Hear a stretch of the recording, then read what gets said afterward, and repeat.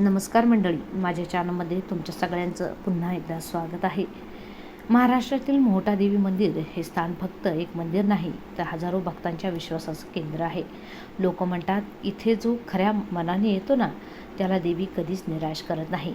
पण प्रत्येकाला चमत्कार दिसतोच असं नाही, कारण देवी आधी श्रद्धेची परीक्षा घेते. ही कथा आहे एका अशा बापाची, ज्यानं सगळं गमावलं पण श्रद्धा सोडली नाही.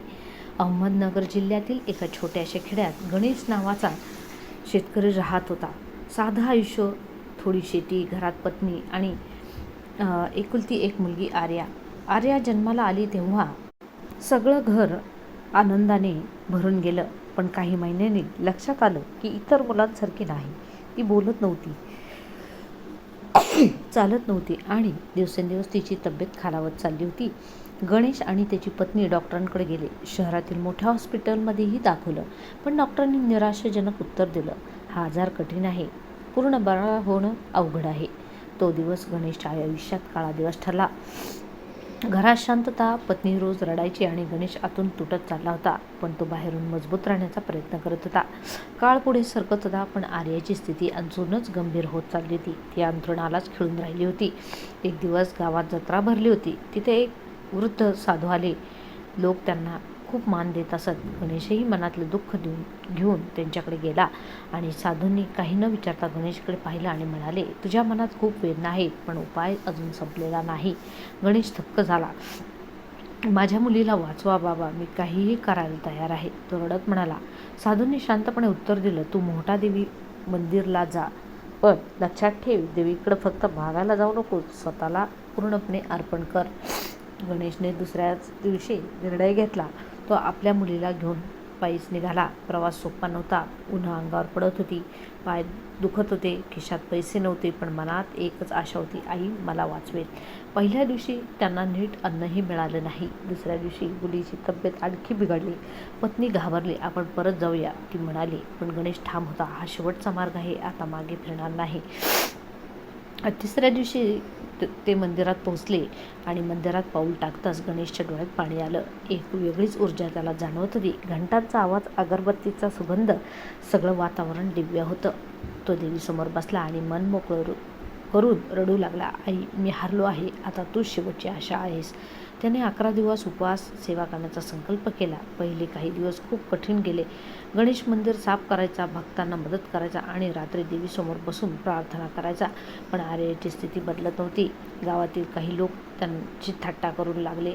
अरे काही होणार नाही, वेळ वाया घालवतो आहेस. पत्नी खचली होती. आपण चुकीचं केलं का, ती विचारायची. पण गणेशच्या मनात एकच आवाज सतत घुमत होता, विश्वास ठेव. 10वा दिवस आला आणि त्या रात्री गणेश मंदिरात एकटाच बसला होता. वातावरण खूप शांत होतं. अचानक थंड वारा सुटला आणि मंदिराचे दिवे हलू लागले. गणेश घाबरला, पण उठला नाही. अचानक त्याच्यासमोर एक तेजस्वी प्रकाश निर्माण झाला. त्याला स्पष्ट काही दिसत नव्हतं, पण एक मऊ प्रेमळ आवाज ऐकू आला, गणेशा, अजून एक परीक्षा बाकी आहे. तुझी मुलगी उद्या पूर्णपणे शांत होईल, पण तू घाबरू नकोस, माझ्यावर विश्वास ठेव. गणेश घामाघूम झाला. तो स्वप्न होतं की सत्य, त्याला समजत नव्हतं. 11व्या दिवशी पण सकाळी अचानक आर्याची हालचाल थांबली. ती पूर्ण शांत झाली. पत्नी जोरात रडायला लागली. ती गेली, आपली मुलगी गेली, आपल्याला सोडून गेली. गणेशच्या पायाखालची जमीनच सरकली. पण त्याला कालचा आवाज आठवला.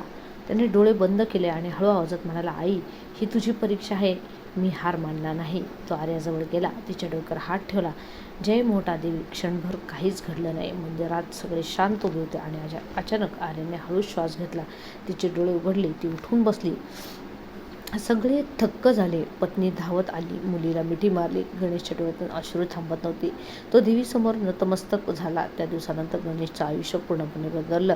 पण कथा इथेच संपत नाही. गावात आजही लोक सांगतात, कधी कधी मध्यरात्री मोहटादेवी मंदिरामध्ये आपोआप घंटा वाजवतात. काहींना अजूनही तोच आवाज ऐकू येतो. श्रद्धा असेल तर नेहमी तुझ्यासोबत आहे. आणि आश्चर्य म्हणजे, ज्यांनी गणेशची थट्टा केली होती तेच लोक आज त्या मंदिरात नतमस्तक होतात. तर ही होती कथा आपल्या माता मोहटादेवींची. विश्वास असेल आणि श्रद्धा असेल तर देवी आपल्याला नक्कीच आधार देते आणि आपले मार्गसुद्धा मोकळे करून दर्शन देत असते. तर तुमचा कितपर्यंत विश्वास आहे याच्यावर तुमची श्रद्धा आणि स्थान आणि मनातील धीर हाच खूप महत्त्वाचा आणि मोठी मोठा हा विश्वास आहे की जेणेकरून देवीवर तुम्ही विश्वास ठेवाल, अंधश्रद्धा नाही. हा खरा चमत्कार आहे. तर मला चमत्कार असेच पाहायला मिळतील.